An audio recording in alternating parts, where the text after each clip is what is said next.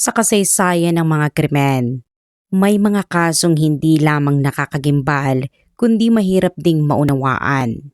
Isa na rito ang trahedya ng pamilya Lisi, isang pangyayaring naganap sa isang tahimik na komunidad kung saan ang isang ama at asawa ay kalaunang nasangkot sa isang krimeng sumira sa kanyang sariling pamilya. Sa kwentong ito, susuriin natin kung paano naganap ang lahat at kung ano ang maaaring nagtulak sa kanya sa ganoong desisyon. Ang kasong ito ay yumanig sa buong Italia, lalo na sa tahimik na lalawigan ng Mada Visconti, kung saan naganap ang trahedya at kalaunan ay naging pinakakilalang krimen sa kasaysayan ng maliit na komunidad na ito malapit sa Milan. Sa puntong ito ay sisimulan nating isa-isahin ang mga pangyayari upang masundan kung paano humantong sa ganitong kalunos-lunos na wakas ang kwento.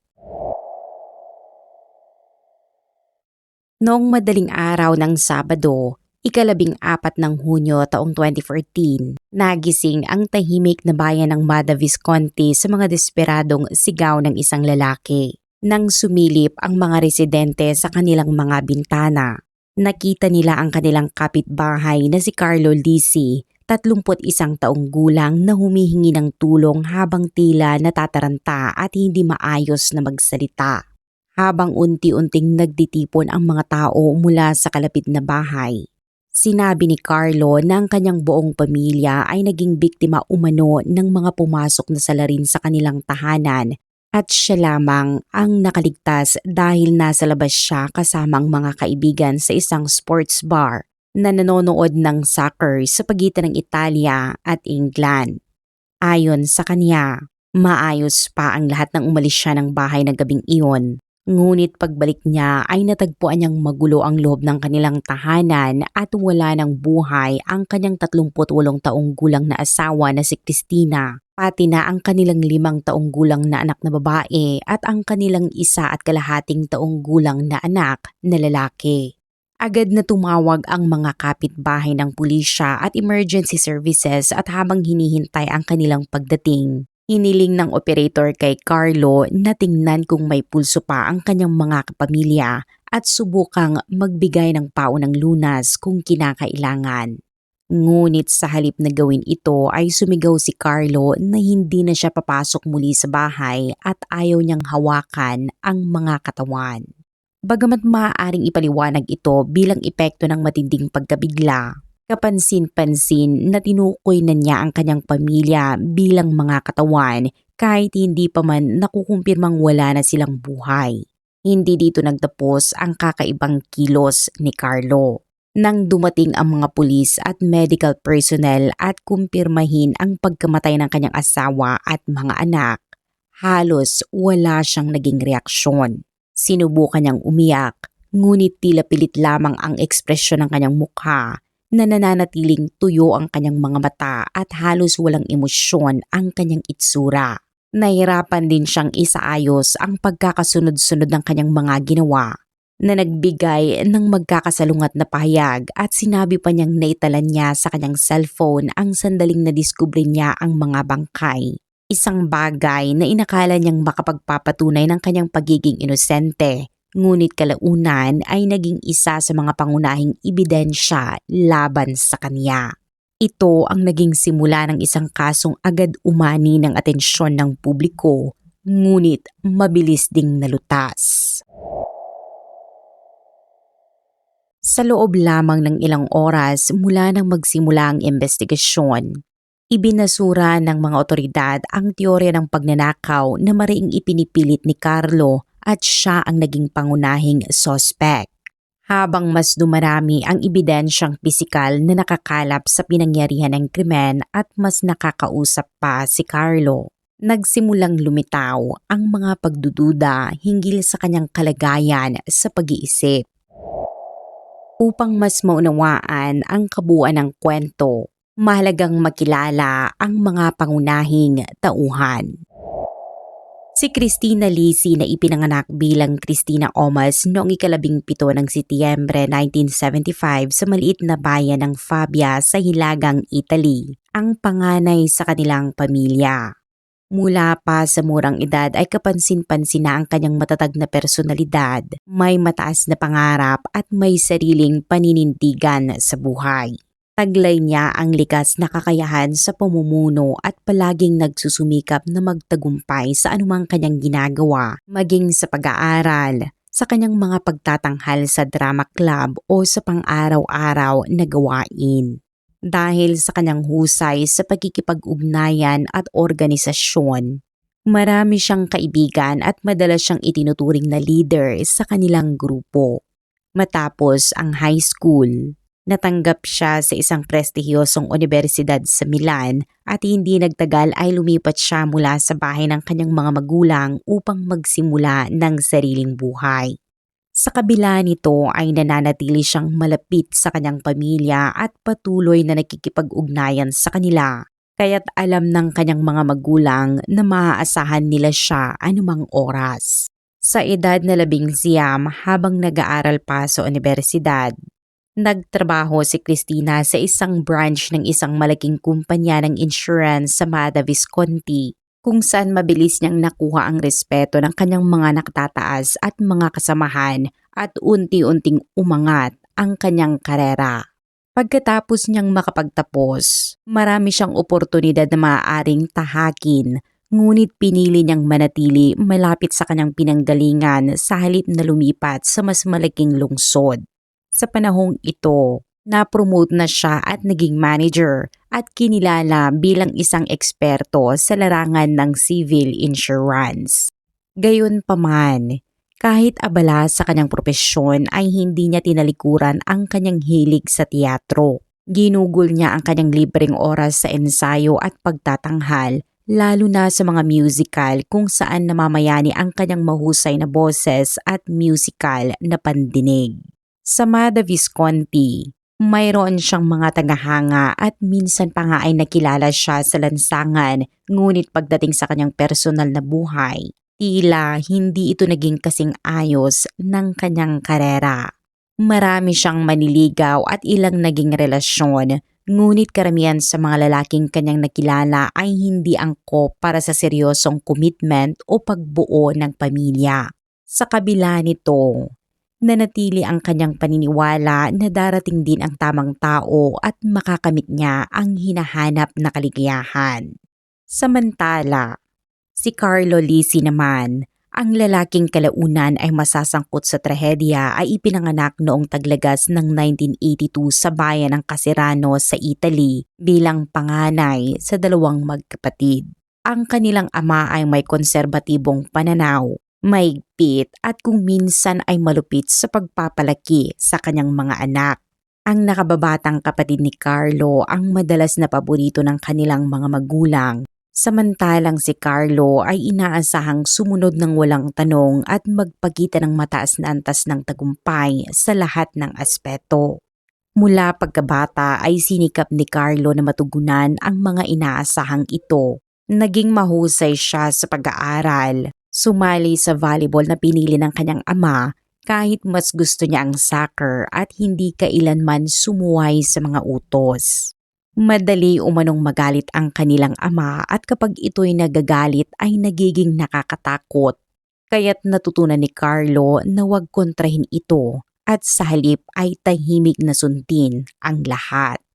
Habang lumalaki ay naging mahiyain at balisa si Carlo. May mga pangarap na gawin ang gusto niya, ngunit natatakot sa magiging reaksyon ng kanyang ama. Dahil dito, naapektuhan ang kanyang pagkikisalamuha na halos wala siyang kaibigan sa paaralan at madalas pang binubuli dahil sa kawalan niya ng kakayahang ipagtanggol ang sarili. Sa paglipas ng panahon, natuto siyang makibagay, umiwas sa gulo at magpakita ng mabait na asal kahit sa mga taong hindi niya gusto. Unti-unti ay tila nawalan siya ng tunay na emosyon na nakikisabay siya sa pagtawa o pagdadalamhati ng iba. Ngunit nananatiling mababaw ang kanyang nararamdaman na parabang hindi niya lubos na nararanasan ang mga ito. Isa pa sa kanyang katangian ay ang kakayahang umiwas sa mahihirap na tanong. Hindi man siya tahasang sinungaling ay marunong siyang umiwas at magpalusot sa paraang tila kapanipaniwala dahil sa kanyang kalmadong kilos. Ayon sa mga nakakakilala sa kanya, kapansin-pansin din ang kakulangan niya sa empatiya. Tila wala siyang pakialam sa problema o kalungkutan ng iba kahit ng mga malalapit sa kanya. Matapos ang high school, nag-aral siya ng economics sa isang prestihiyosong universidad, isang kursong pinili ng kanyang ama kahit wala siyang interest dito. Ngunit dahil sanay siyang sumunod ay tinanggap na lamang niya ito. Sa kabila nito, kilala si Carlo sa kanyang kaakit-akit na itsura. Ang kanyang pagiging aktibo sa sports noong kabataan at pagpunta sa gym sa kanyang pagtanda ay lalong nagpahusay sa kanyang pangangatawan. Dahil dito, madalas siyang hanghaan ng iba at sinamahan pa ng kaunting karisma. Nagawa niyang makaakit ng mga babae, bagamat karamihan sa kanyang mga relasyon ay panandalian lamang. Hindi siya handa sa responsibilidad. Wala ring interes sa pangmatagalang plano at kalaunan ay napapansin ng kanyang mga partner ang kanyang pagiging emosyonal na mababaw, dahilan upang sila mismo ang magipaghiwalay. Kahit matapos ang universidad ay nanatili siyang nakatira sa kanyang mga magulang na tila walang hangaring bumuo ng sariling buhay o pamilya. Samantala, nakakuha si Carlo ng trabaho sa isang nangungunang IT company sa Milan. Maganda ang kanyang sahod at malawak ang oportunidad na bukas para sa kanya, ngunit sa kabila nito ay nananatili siyang hindi kontento sa kanyang karera. Habang ang kanyang mga magulang naman ay labis na natuwa at tila ngayon lamang naging tunay na ipinagmamalaki ng kanyang ama ang kanyang panganay na anak. Kaya naman natakot si Carlo na biguin ito at mas pinili niyang umiwas sa anumang alitan o puna. Ngunit hindi nagtagal. Hindi na sapat ang maayos na trabaho at tagumpay sa karera. Unti-unting dumami ang pressure mula sa kanyang mga magulang na magpakasal at magbigay sa kanila ng mga apo. At dahil alam nila ang tungkol sa kanyang mga panandaliang relasyon at kawalan ng kakayahang magpanatili ng seryosong ugnayan, madalas itong nauuwi sa pagtatalo sa loob ng kanilang tahanan. Dahil likas na umiiwas sa komprontasyon, paulit-ulit na sinisiguro ni Carlos sa kanila na makakahanap siya ng mapapangasawa at bubuo ng sariling pamilya sa lalong madaling panahon. Dito nagsimula ang kwento ni Carlo at Christina Lisi, isang relasyon na sa una ay tila puno ng pag-asa. Unang nasilayan ni Carlo si Christina habang ito ay nagtatanghal sa isang musical play sa entablado at agad siyang nabighani sa taglay nitong karisma at husay sa pagkanta. Gayunpaman, sa kabila ng kanyang paghanga ay wala siyang lakas ng loob na lapitan ito pagkatapos ng palabas. Makalipas ang ilang linggo, tila nakialam ang tadhana nang ipakilala sila ng kanilang magkakaibigang pareho nilang kilala at sa pagkakataong iyon, si Carlo ay 23 taong gulang pa lamang samantalang si Christina ay 30 taong gulang na. Ngunit sa kabila ng agwat ng edad ay mabilis na nahulog ang loob ng isa't isa. Si Christina na dati nakatuon lamang sa kanyang karera ay biglang nakaramdam ng pagnanais na bumuo ng pamilya at magkaroon ng mga anak kasama si Carlo. Sa kanyang paningin, si Carlo ay gwapo, may direksyon sa buhay at matalino at ang mga kapansin-pansing kahinaan nito tulad ng pag-aalinlangan, pagiging dependent, pagiging makasarili at malamig na emosyon ay inakala niyang maaari pang magbago. Siya ang naging mas aktibo sa kanilang relasyon habang si Carlo naman ay tahimik na sumusunod sa kanyang mga desisyon. Ilang buwan pa lamang ang lumipas sa kanilang relasyon nang ipakilala ni Christina si Carlo sa kanyang pamilya. Ngunit hindi naging maganda ang unang impresyon nito sa kanyang mga magulang. Para sa kanila, tila magaan ang pagkatao ng lalaki at inilarawan pa ito ng ina ni Christina bilang isang batang nasa katawan ng isang matanda na sa tingin niya ay hindi angkop na maging katuwang ng kanyang anak sa isang seryosong relasyon. Sa kabila nito ay pinili ni Christina na sundin ang kanyang nararamdaman gaya ng lagi niyang ginagawa. Sa kabilang banda, tuwang-tuwa naman ang mga magulang ni Carlo kay Christina.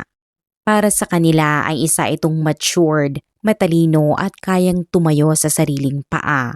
Isang babaeng maaaring gumabay sa kanilang anak na madalas mag-alinlangan at kulang sa responsibilidad.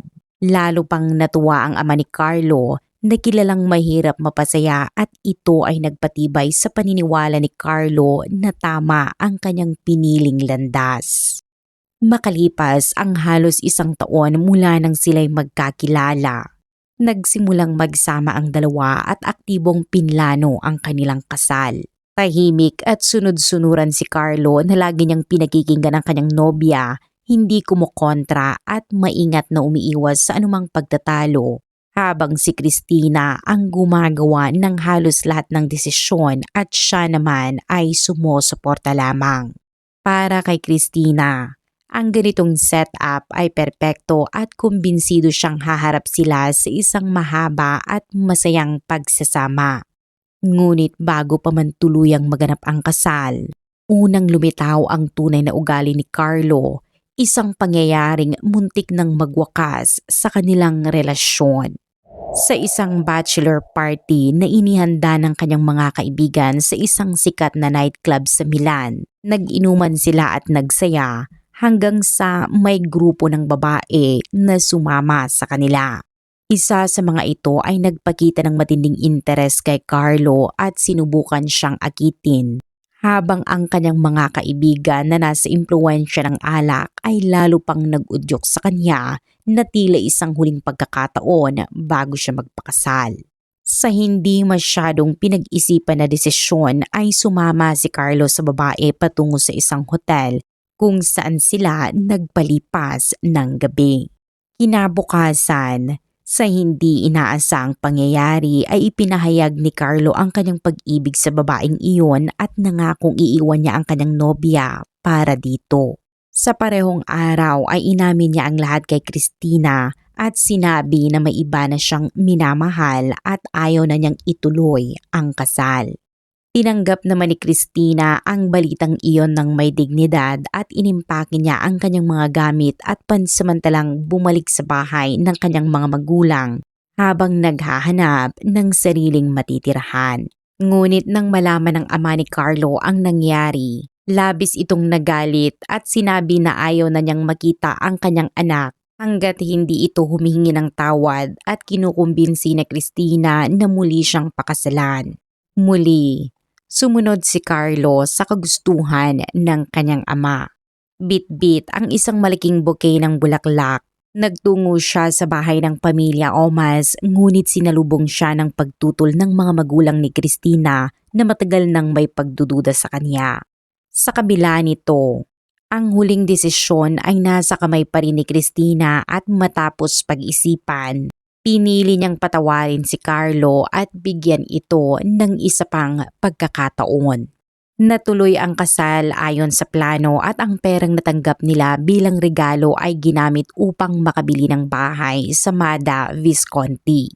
Sa simula ay tila masaya at maayos ang kanilang buhay mag-asawa, na pareho silang may mataas na posisyon sa trabaho at sapat ang kinikita upang matustusan ang hindi lamang ang pangangailangan, kundi pati na rin ang mga luho tulad ng paglalakbay at libangan. Noong 2009, isinilang ang kanilang unang anak na si Julia at noong 2013 ay ipinanganak naman ang kanilang anak na lalaki na si Gabriel. Sa paningin ng iba, isa silang perpektong pamilya na puno ng pagmamahalan at pagkakaunawaan.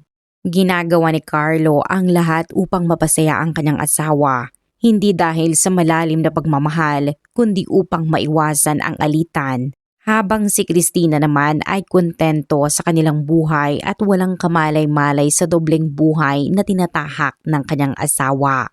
Sa kanilang tahanan, si Carlo ay isang huwarang ama at asawa, Ngunit sa Milan kung saan siya araw-araw na nagtatrabaho, nag-iiba ang kanyang pagkatao. Madalas siyang pumasok sa mga panandaliang relasyon, nakikipagkilala sa mga babae sa mga cafe, shopping center o kahit sa lansangan, at dahil sa kanyang kaakit-akit na itsura at maayos na pananamit, kadalasan ay napapansin at tinutugunan siya ng mga ito.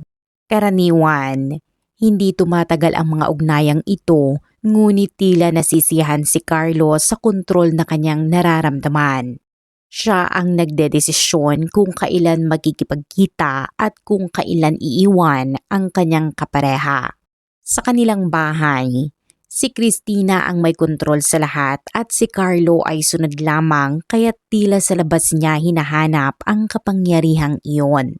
Sa paglipas ng panahon, umabot kay Christina ang mga balita tungkol sa mga ginagawa ni Carlo. Ngunit sa tuwing kinakaharap niya ito, mariing itinatanggi ni Carlo ang lahat at sinasabing paninirang puri lamang ang mga iyon. Noong 2013, matapos ipanganak ang kanilang pangalawang anak, seryoso niyang naisip na iwan ang kanyang pamilya para sa isa sa kanyang mga kinakasama at inamin pa niya ito sa kanyang asawa.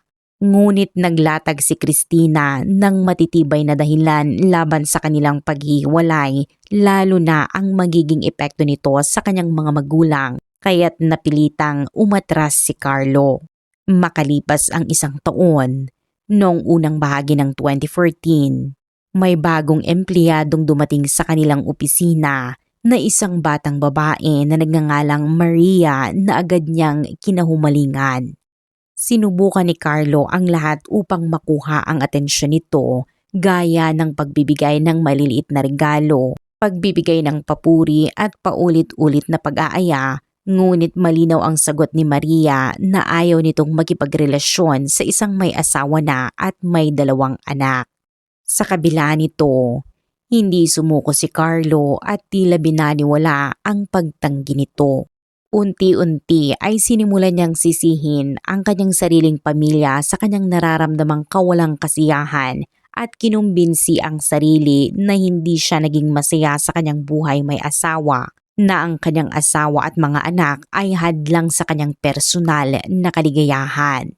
Sa kanyang isipan, kung wala lamang ang kanyang mga responsibilidad, maaari niyang makamit ang perpektong relasyon kasama si Maria. At habang lalo niyang pinagninilayan ito, mas lalong dumidilim ang kanyang mga iniisip. Muli niyang binuksan ang usapin ng diborsyo, ngunit muli rin siyang napigilan ng kanyang asawa sa pamamagitan ng lohikal na mga argumento. Dahil dito ay nagsimula siyang maghanap online ng mga abogado para sa diborsyo, ngunit nang malaman niyang kailangan niyang ibigay ang kalahati ng kanyang ari-arian kay Christina at magbayad ng sustento para sa mga anak, hindi niya ito matanggap. Sa halip ay nagsimula siyang magsaliksik kung paano kitilin ang buwan ng isang tao ng mabilis at hindi agad mapaghihinalaan. Habang nagbabasa ng iba't ibang kwento ng krimen, napadpad siya sa isang artikulo tungkol sa isang armadong pagnanakaw na nangyari ilang taon na ang nakalipas sa Mada, Visconti, kung saan pinaslang ang may-ari ng bahay bago tumakas ang mga salarin at hindi na nahuli. Dito unti-unting nabuo sa kanyang isipan ang isang nakakatakot na plano, ang muling likhain ang isang katulad na senaryo ng pagnanakaw. Ngunit sa pagkakataong ito, ang magiging target ay ang kanyang sariling asawa at mga anak. 13 ng Hunyo 2014. Walang pasok si Carlo noong araw na iyon at ginugol niya ito kasama ang kanyang pamilya na tila isang paalam na hindi niya namamalayan. Sama-sama silang nagpunta sa amusement park. Pagkatapos ay namili sa mall at tinapos ang gabi sa isang kilalang cafe sa kanilang lugar. Sinadya ng lalaki na makita sila ng maraming tao sa araw na iyon at kapansin-pansin sa lahat kung gaano sila kasaya bilang pamilya. Pagbalik nila sa bahay, pinatulog ng mag-asawa ang kanilang mga anak sa kani-kanilang silid sa ikalawang palapag At pagkatapos ay bumaba sila sa sala kung saan sila nagkaroon ng matalik na sandali.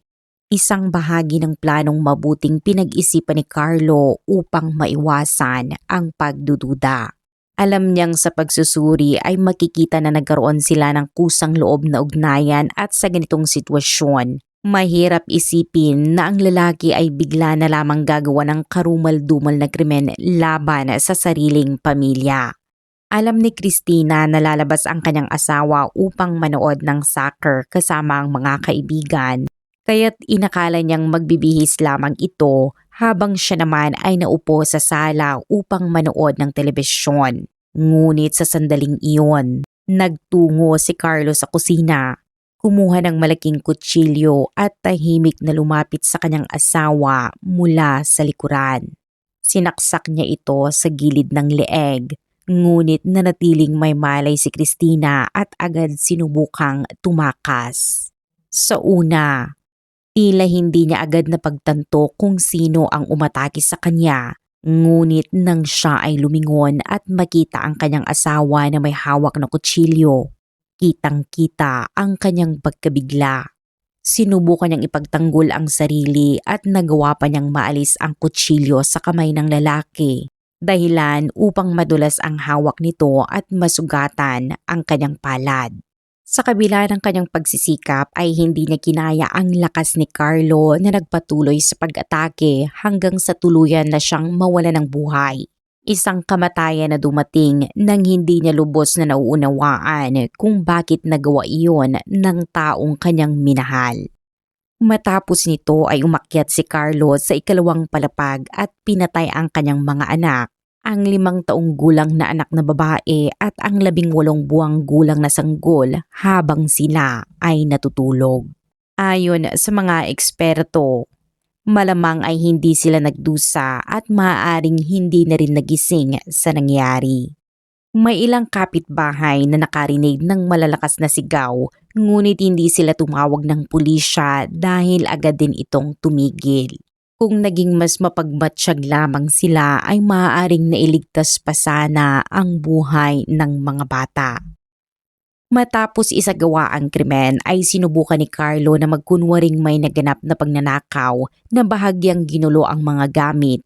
Binura ang kanyang mga fingerprint sa kutsilyo. Nilinis ang sahig kung saan may dugo at nagtungo sa isang bihirang gamitin na shower sa basement upang hugasan ang kanyang sarili.